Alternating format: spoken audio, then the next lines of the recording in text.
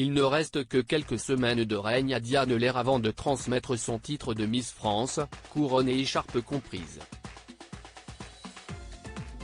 Le samedi 17 décembre prochain, 30 candidates défileront et s'exprimeront sur la scène de la salle de spectacle M.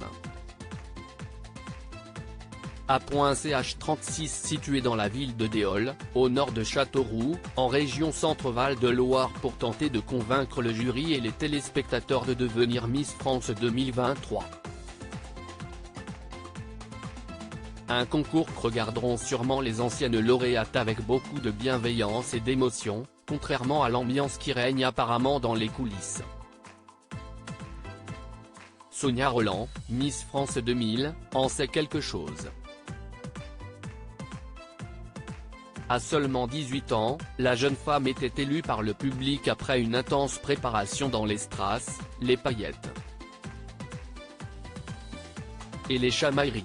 Si du temps où Sylvie Tellier était encore directrice de comité, l'entente était au beau fixe entre les candidates, ce n'était pas le cas l'année de l'élection de Sonia Rolland.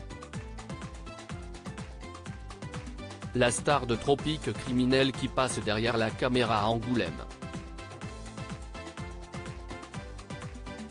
Celle qui fut Miss Bourgogne désire mettre en image l'année particulière qu'elle a traversée et les coulisses, si est un univers qui ressemble à la société a-t-elle confié à Charente Libre.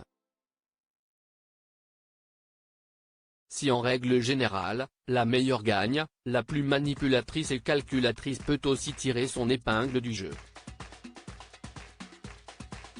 Sonia Rolland est catégorique, les coulisses de Miss France, on ne les connaît pas vraiment.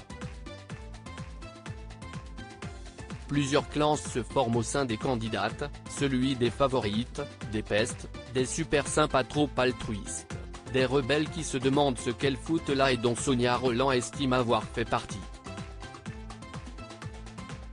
Sa beauté, son élégance, sa classe et son attitude auront finalement fait pencher la balance, n'en déplaise aux autres concurrentes prêtes à tout pour la gagne. Le titre de Miss France 2000 officiellement obtenu, Sonia Rolland a déchanté. En cause, les critiques ignobles dont elle a fait l'objet et que sa propre maman redoutait plus que tout. Après l'élection, j'ai reçu 2700 lettres d'insultes et menaces de mort. Si elle ne cautionne pas les auteurs de ces propos, Sonia Rolland regrette le traitement qui leur était infligé à l'époque, les choses étaient finalement plus simples et plus claires. On se moquait des racistes. Ce n'est plus le cas aujourd'hui. Regrettable.